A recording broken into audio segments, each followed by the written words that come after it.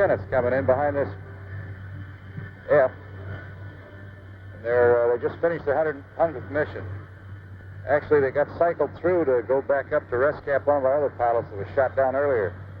So they've just got 101 missions. And we're real proud of them because, first of all, not many lieutenants fly the 105. And secondly, to get 100 missions in it is outstanding, we think. So we're going to meet them here at the end of the runway and take them on up to the parking space, give them a bottle of champagne, and I imagine they're three happy boys.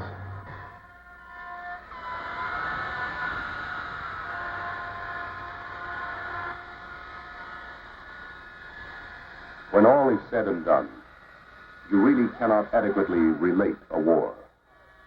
War is too potent, too personal. War is living and laughing and crying and dying. It has always been the man who fights who can best report a war, if he will. True, his story may be confused, sometimes harsh, sometimes boisterously non-committal, but it is real. This is one segment, one small insight into our present war. This is the 105 story. The story of fighter-bomber pilots flying daily over the armed camp of North Vietnam during the month of November 1966. These are the men of the 388 Tactical Fighter Wing, and in particular, the men of the 421st, the Fighting Cavalier Squadron.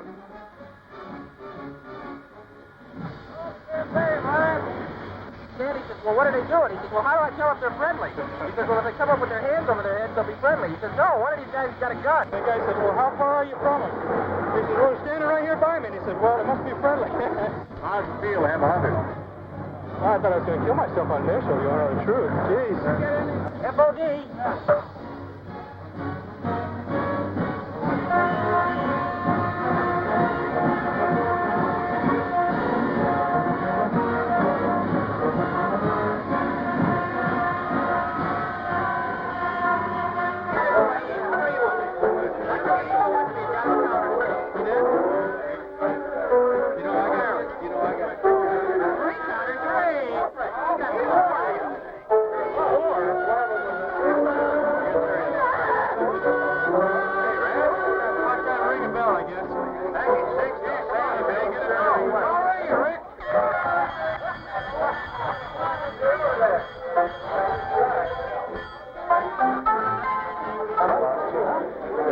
They didn't know where he was for a while. Then they saw a lone D there, and he said, all right, that's two, and he just lost the radio. I'm going to be an instructor pilot. Where? T-38, Williams Air Force Base, Arizona. I figure I'll arrive there, and I'll be real quiet, calm, and all that, and I'll go in, and all the students will nudge each other, and when they meet me, and I'll be their instructor, and they'll fly with me, and they'll nudge each other and say, what did Lieutenant Rasmus do before he came here? And it'll be all quiet, no one will know until finally there'll be graduation, and we'll show up in mess dress, and there I'll be with my air medals and my DFCs and my Silver Star and my Commendation Medal and my Vietnam Service Medal and all this stuff all the way across. And I'll walk in with a slight limp, and they'll say, tell me about it. And I'll say, it was nothing. It was nothing. But then for a week after, every time I crawl in the airplane, as I get in, I'll pull my leg in and I'll wince a little, and I'll say, what is it? And I'll say, oh, it's just an old war injury. 45, 44. Right, 45, 44, 14. How'd the mission go? Pretty good? Yeah, good. Good. How many's that? Well, it's 42, 43 now. Okay. Major height. One mission, one counter, one for the month. Finally made the board. 99 hard ones to go. Before you do this afternoon, I got to put them on for my hand for number 90. You already got it. So you're going to get two today, huh? One more, I'll be able to make it big. One more, you'll be able to hold red. He's been here about 6 months. It averages about 6 months for the tour. We're able to get 100 in about that much time. Really took his R&R to go down and get the pistol shopping done before he was back. No, you really can't blame him. No, sir. Can't find many of them. We have 4 people. Looks like we should finish up by the end of this month. They should be home with their families for Christmas. Well, think you're going to make it home for Christmas? Yeah. Well, 67. Number 90. This wing, even though we're roughly 100 miles from any sort of civilization, morale is high here. I've noticed that. The men know what they're doing and why they're here. Well, if we still have to be over here, I'll come right back. And boy, you never me. You come right back and do another hitch. You bet I will. Well, I feel we have a reason to be here. As you read Comics Question in Asia, I feel that we didn't take some measures to stop it here. We may be fighting in our backyard. Enjoy some of the things I'm over here for, such as the American way of life. I served in World War II in the Southwest Pacific. Served during Korea. Well, when I leave here, I still have some time to do the service. Gonna make it a career? Probably. We don't have a morale problem.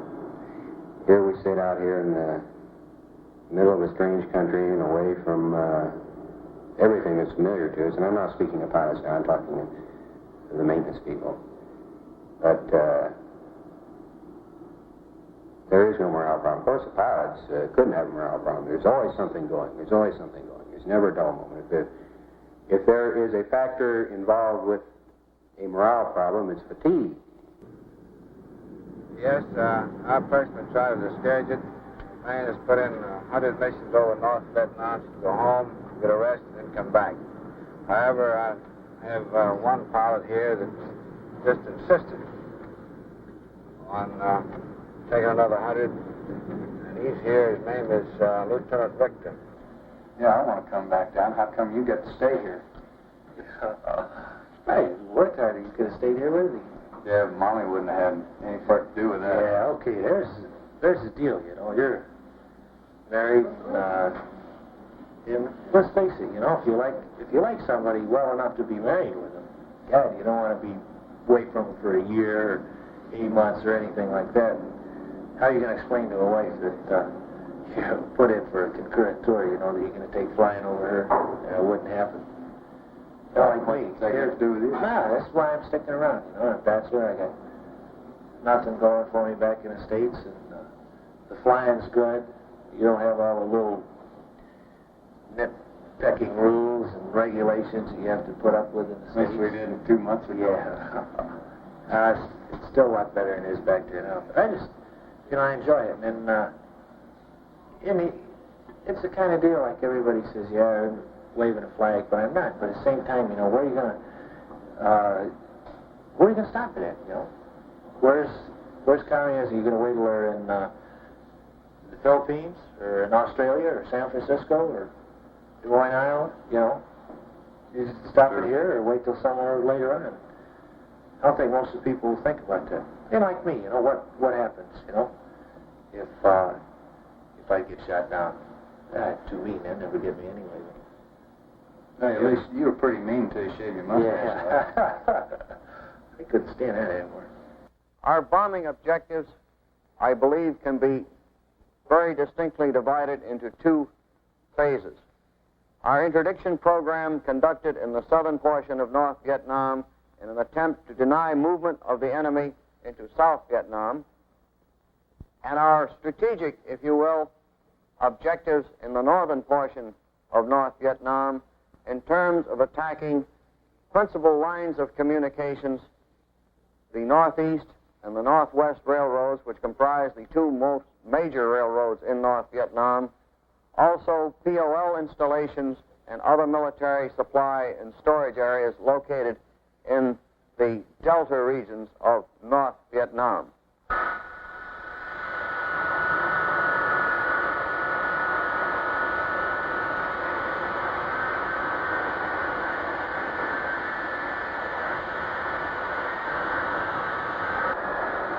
I just spared this flight here that's getting ready to big gaggle to take off.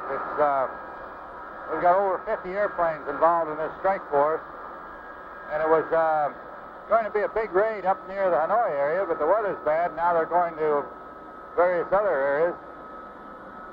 A spares job. For every 4 airplanes we launch one spare off the end of the runway. In case one of the airplanes that we're having trouble with, they can fill in any 4 positions, any one of the 4 positions. He's usually a leader, so in case the leader aborts, he can fill in that spot.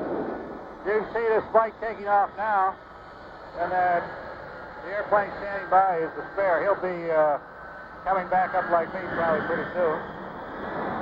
Spare is not a bad job because you do launch quite a bit of the time.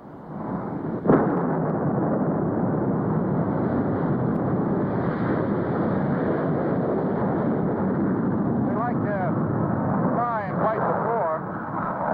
That's why we have a spare out there, because if we didn't, we'd never get another airplane up in time.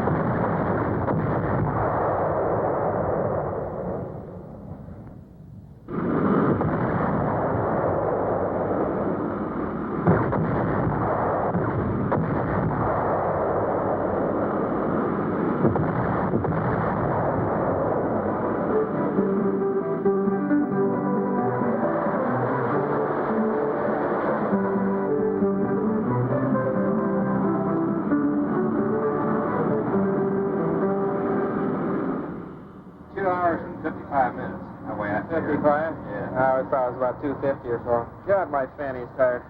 Fanny square. I see a flag on it, sir. When I rolled in, I thought I saw something funny down there. I didn't see it. You didn't bother the same cover. We didn't. You didn't? I didn't? No. We saw a nice big bridge there. 2%. I was carrying about 2% back. Yeah, when that guy kept calling mix, and we hadn't caught up with that flight in front of us yet then, and I'm still going full blow rate about 620 degrees. Yeah. This is not the answer. Don't worry, I was watching you at 6 o'clock. Thanks a lot. I call you if anybody came. I was watching it too.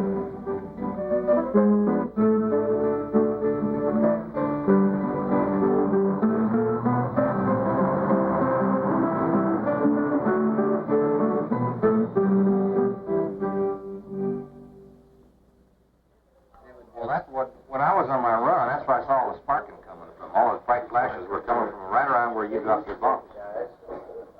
So we came right in through this area right in here. We're at Route 6. That's the real point. Well, where were we when those, where was that flight that was calling out all the MiG? That wasn't the flight that was calling me. That was some guy. That's the 121 that sits out over the creek. There was somebody up there saying, drop, along that road to this, that, or the other. Some guy was saying, there's a single over there. There goes this and that and the other. Yeah, but they're all identified as fragments. I saw one. Yeah. There was a gaggle of airplanes up in there, I'll tell you. Cripes, they were all It sounded over. to me like before we got there that some guys actually saw them. They were calling them out. We have 4 squadrons in it. They are all located up here in the, I'll call the quadrangle. The 469th here on your right, fighting Bulls. To the left here, the 421st, the 34th, 13.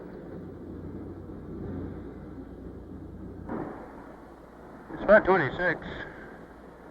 Aircraft 148 marks the beginning of the 421st Tactical Fighter Squadron area, of which I spend most of my time. They have 20 aircraft assigned to the outfit.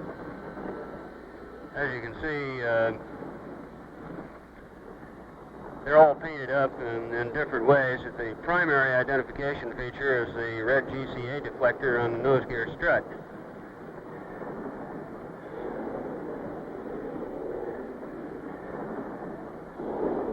As a matter of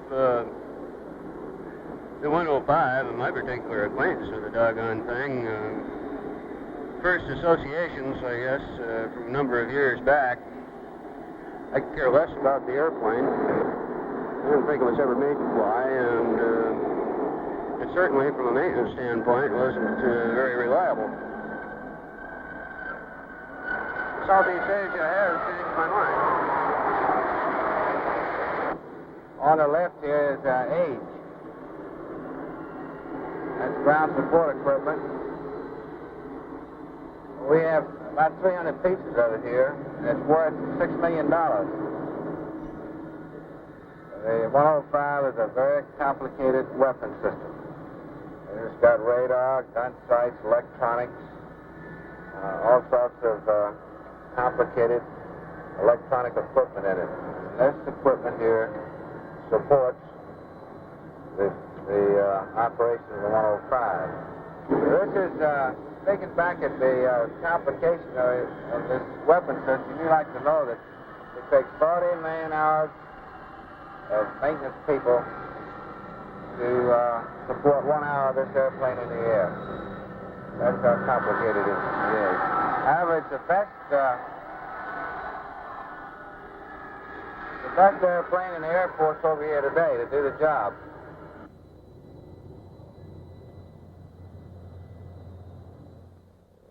This flight line at night is a pretty active place. There's more work done at night, actually, than there is in the daytime, because the daytime is completely taken off with launching and recovering airplanes. We don't have much time for anything else. Of course, there's a turnaround. There's a lot of bomb loading for the second go around noon, but nothing like at night. You know, put it on one airplane, it doesn't come in commission, you have to take it off and put it on another one. It's pretty frustrating. They get it done somehow. I don't know how, but they do. We have a remarkable delivery rate here. I can't remember the last time I got a maintenance non-delivery. We're always getting up. They do a real bang-up job, as a matter of fact.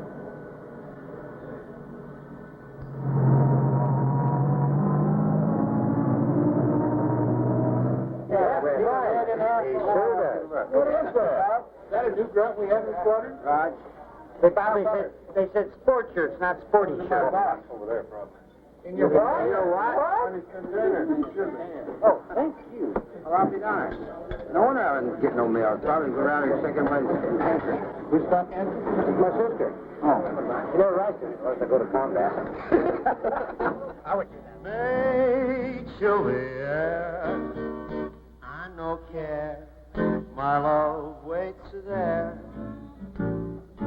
In San Francisco, beyond the blue and windy sea, when I come home to you, San Francisco.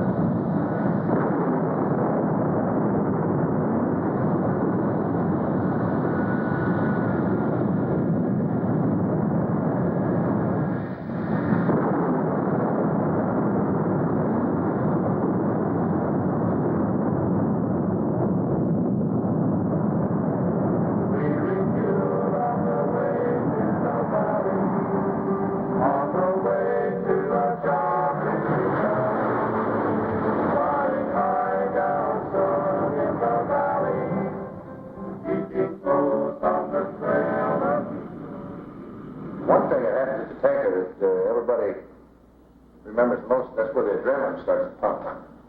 The airplane's working all right. You got the tanker, and it accepted the gas. That means you're going. That's your last chance. The first flight goes through the tanker, and you stay with the tanker. There'll be 4 flights on the tanker. And everybody will go through the tanker and fill up. It takes 6,000 to 8,000 pounds. And you stay there. And you stay in a safer area. After everybody gets full, you extend. And you head up to your drop-off point. And en route from the anchor to the drop-off point, you go through a top-off. And it takes 1,500, 2,000, 2,500 pounds. The point is that you can get 4 airplanes through a top-off just in nothing. It takes a couple of minutes per airplane. Whereas for the original big refueling, why it takes quite some time.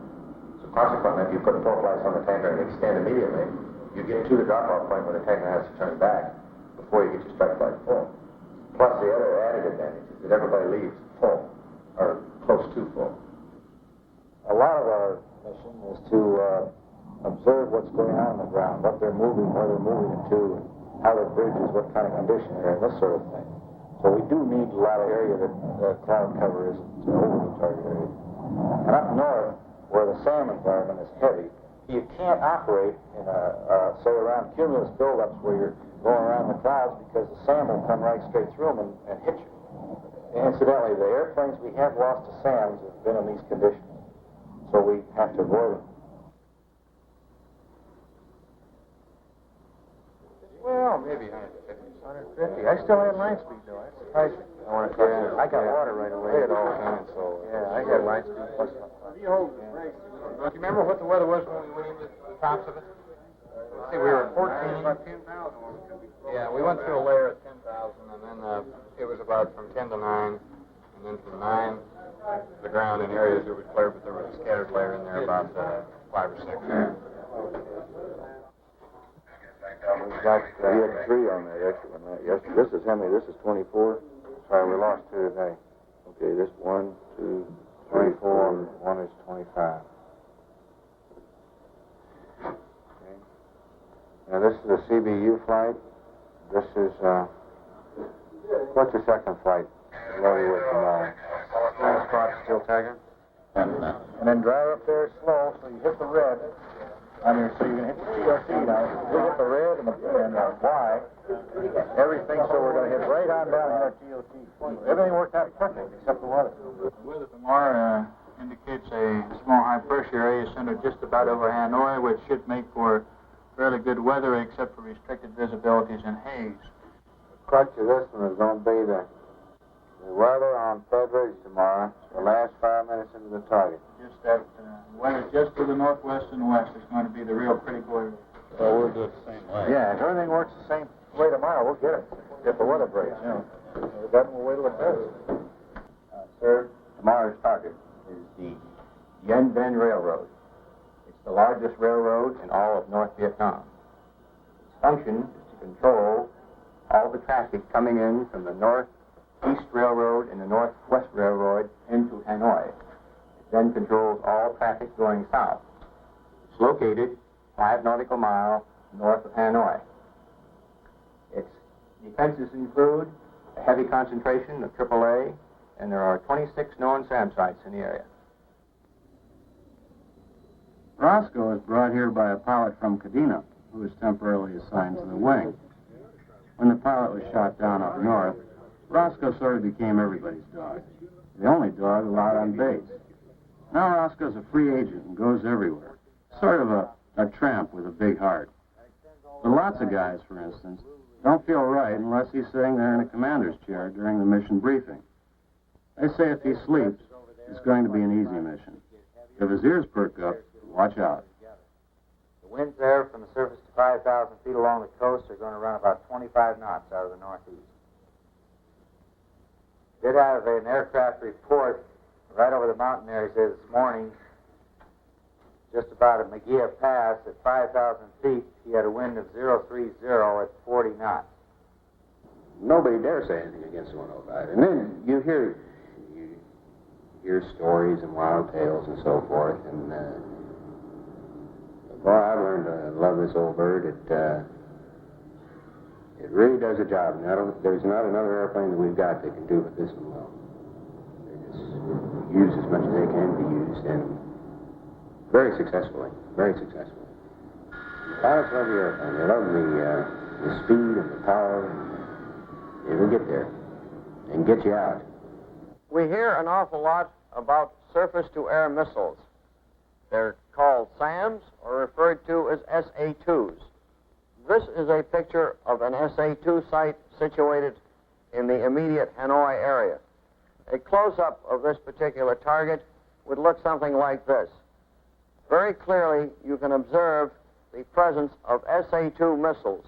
And in this area, we find the radar van which controls the firing of the missiles and also tracks the aircraft along with providing guidance to the SA-2 missile. Our pilots are constantly faced in flying into North Vietnam with missile firings along with extremely heavy anti-aircraft.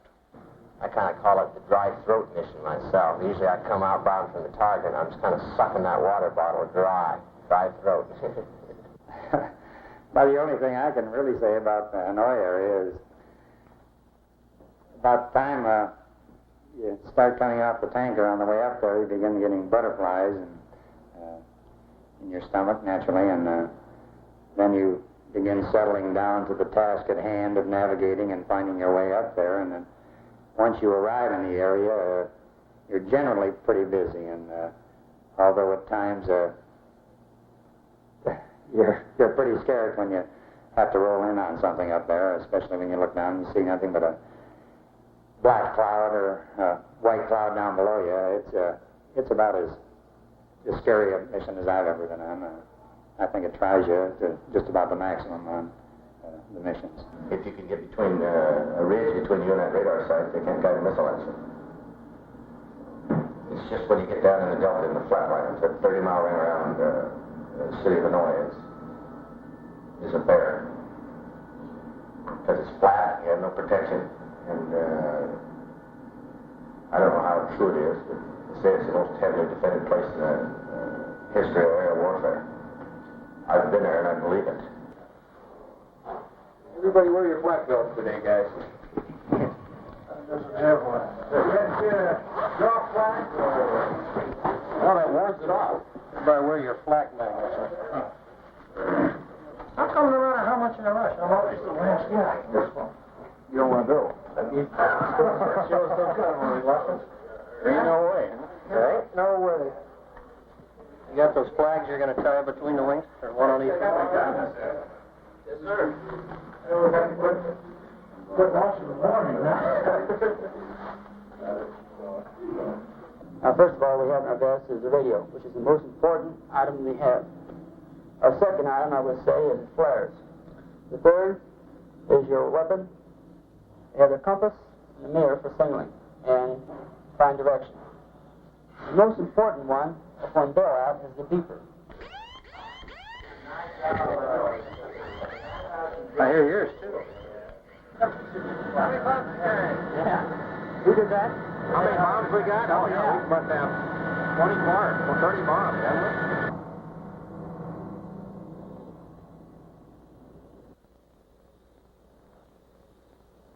Who belongs to this one? 148. That's fine. 148.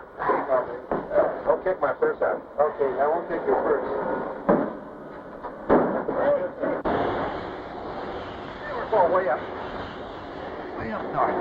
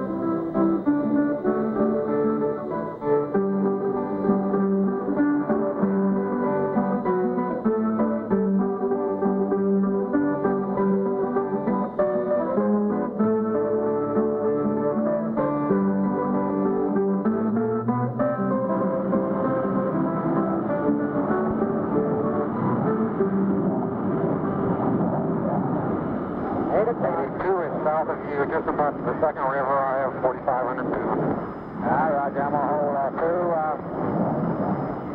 240 here till we get to red. I'm just crossing the river now, Steel. Red river? Right. Eagle 4, check.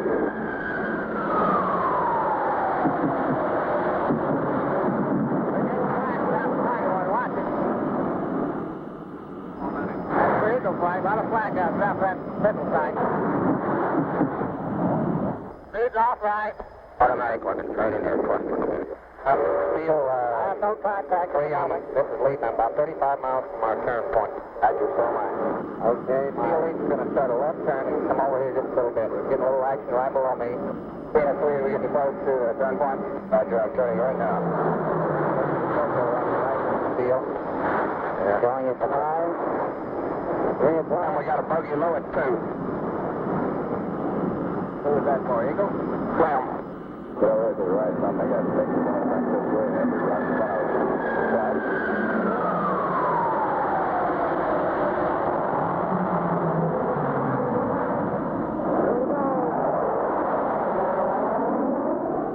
Okay, boys, there's a big going turning south there. Roger, I'm going in back off right. I see him loud and clear. Detroit, they got big right under us, right under us. Roger, let's go get him.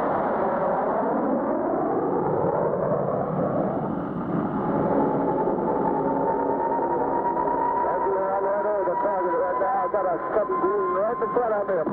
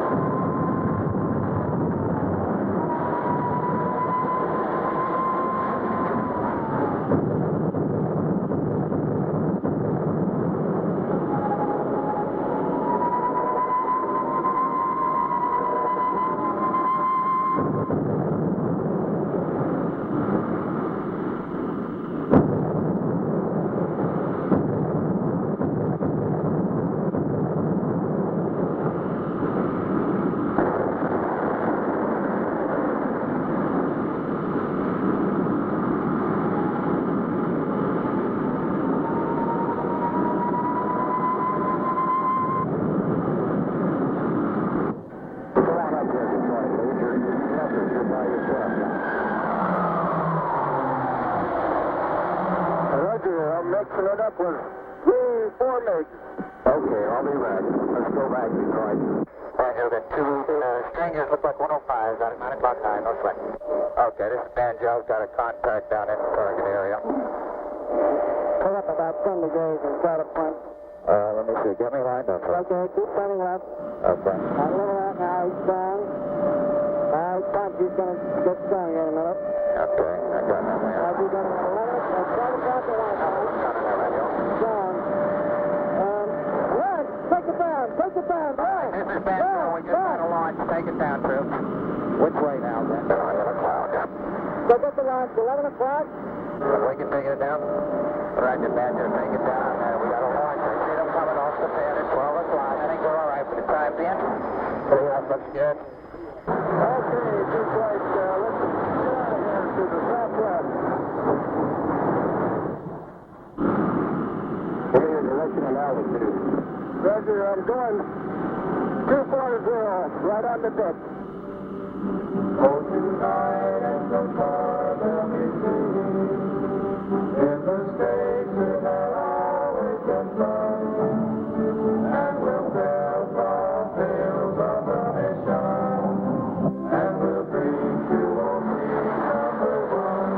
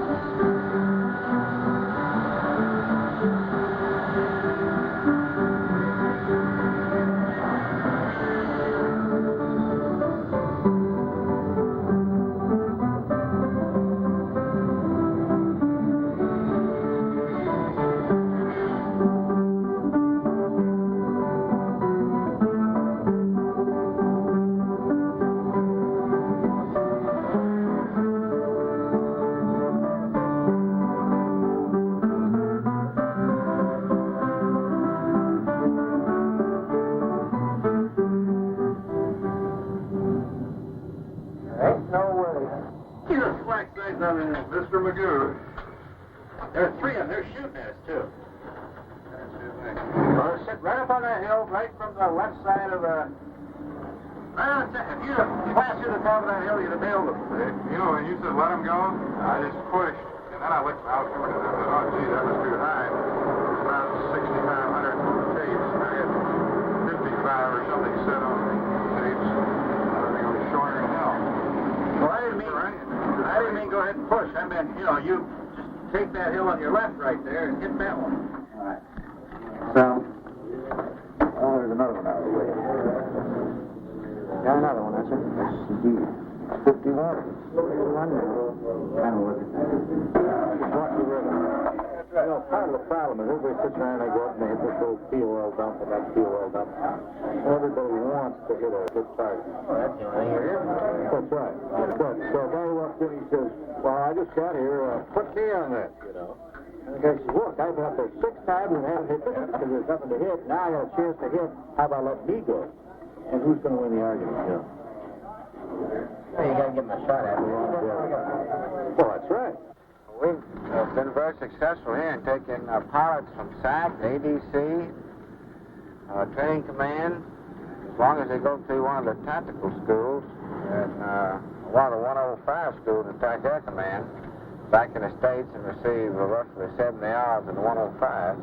They do a good job here. Of course, we don't start them out as flight leaders. They start either in the number 2 or 4 position, and they set their own rate of progress. Well, how does it feel? It's quite a flight. Yeah, well, after not flying for a couple months, you all feel good. Ed, we talk about it a little bit. Sure. Did you understand what we were trying to do when he was doing the recce? How he was going back and forth on the road and I was standing inside? That wasn't really what I was doing. He was pissed off. You said Oh, you mean when I was, Yeah. when you were wrecking the road? Yeah, I was flying. I was trying to fly your wing. Kind of sort of like this one. Yeah, well, he's... Who was leading? No, if you press on, I'll stay away from you. Yeah, there's no problem. But you see the position that you want. You don't want to get down like this because you're getting the flag. You stay up like this, and then when he disappears, just try to go high on him. Then when he reverses, take a look out. See, every time you look out, you look right down there and see your wingman. That's what you want to do. When you go to the outside, you don't want to get too high because if he turns into you, that's what happened to me that one time. He turned into me and I was high and I got no place to go.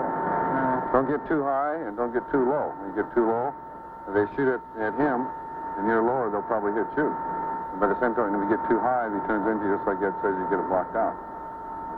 I've told you how complicated the weapon system is, so that it only can be effectively operated and utilized against the enemy by two professionals.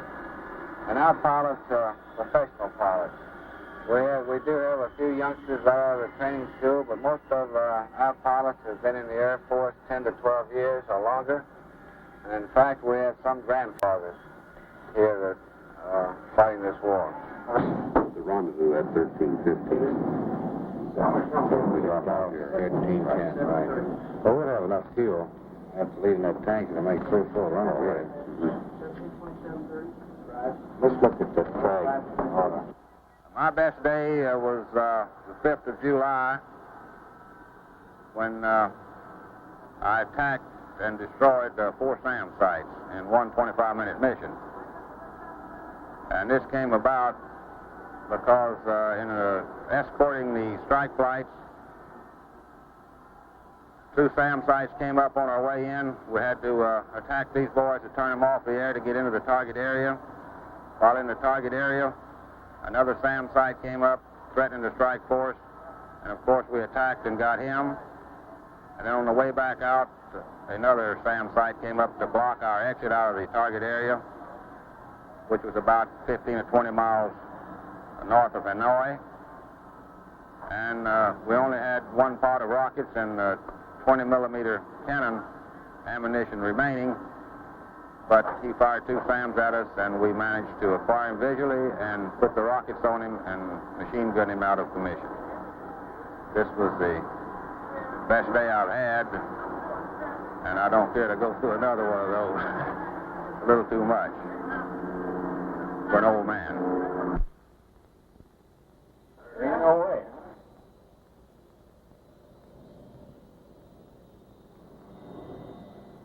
I've come up with one thing that, in my own mind, makes the Air Force a good organization, and was one of the reasons I stayed in it after I got into fighters, and that's the people that are in it. And I think this has been most vividly demonstrated to me over here. I don't think you can get more diversified type of an organization, people of diversified backgrounds. We have some old heads from Korea, some young heads from the academy, and we got the world's greatest P-52 fighter pilot over there, Bob Loken, and a few other people from SAC, ADC, and 12th Air Force headquarters, and things like that. And we made a pretty good organization. I think we kind of put the squadron, if we could tell it to the world, we put it on the map. And I'm very happy to have served with each and every one of you troops. So if I can swing a deal to get down south with working 100s or F-5s or A-1s or, geez, I don't care, as long as it's close air support. If I can swing that, I'm going to just try to go, or maybe back to States TD-wide upgrade and down there. If not, I'll stick around and fly an O-1 or an A-1. It'd check you out right up north, you know. You ever have thoughts that you might not make down here? Oh, no. Yeah, but I've been drawing pay for 16 years. It's my job. As of right now, I've got 3 children. I've got a 6-year-old boy and a 11-year-old girl and a 17-year-old girl. So, just watching kids grow up and so forth. I don't care if they're North Vietnamese kids or South or what have you. I have no desire to go bomb villages and kill women and children at all. I've been very careful not to do that sort of thing. I'm very careful. I think most of the pilots in the squadron are very careful where they put their bombs so that they don't accidentally hit women and children, this sort of thing. How do you feel, John? I think Bill's right. I don't know of anyone that's just going to go over and drop a bomb in a village because that's not doing anything for the war effort. We want to get the targets of military importance. Well, it was on the 13th of September. We were flying a bombing mission North Vietnam. We just discovered a bunch of missiles on transporters. Just finished dropping ordnance on them. We're looking for something to strafe and found a flag site. And we was getting started to make a pass. And I took a direct hit from either 37 or 57. Called I was hit, leaving the area. They didn't hear my radio transmission because number 4 man thought I was a missile. Called me out as a SAM. And then number 3 man said, no, that's 2, he's on fire. And I got about a minute and 10 or 20 seconds flying time out of the aircraft, got about 40 miles away from where I was hit. And I had a minor explosion, lost hydraulic pressure. The aircraft pitched down. And I ejected in an almost uncontrolled situation. About 525, 550 knots, 2 negative G's. That's when I hurt my ankle. Caught my foot. The ejection process getting out. Everything else was uneventful after the chute opened. Down, landed in the trees. Got the radio out, talked back to the flight. And they said the rescue aircraft was on the way. It took him about 45 or 50 minutes to get to me and about 5 or 6 minutes to pick me up. Well, it's good. You know, you get up in the 90s and you got 10 to go and you say, well, I'm going home pretty soon, so I got to tell these guys something. So you go lay in bed at night and you think of things to tell them. And it runs, and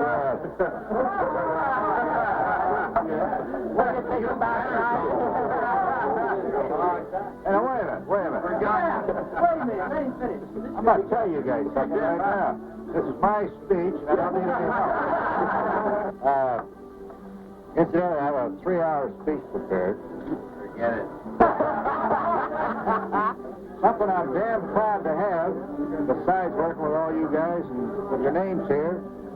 I don't really need this picture frame with you.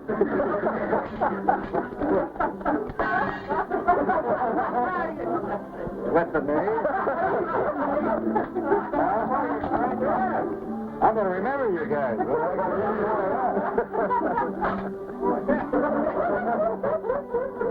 But, no, I remember you, because those are the guys you remember, the guys you fought with.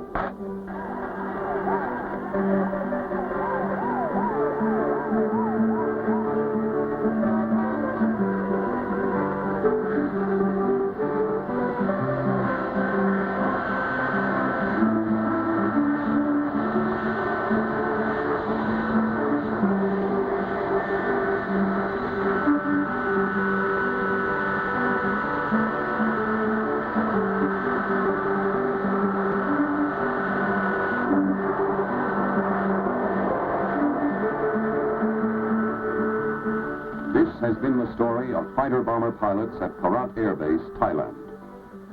For the flyer, living the hell over Hanoi, facing up to the odds, there is the simple yet poignant phrase, there ain't no way, there ain't no way, there ain't no way. But there comes the day for most, when the job is done. I won't even say to the rest of the guys, no, there's no way, because there is a way. Major D is scheduling that way. There's a way. Oh, boy, there is a way.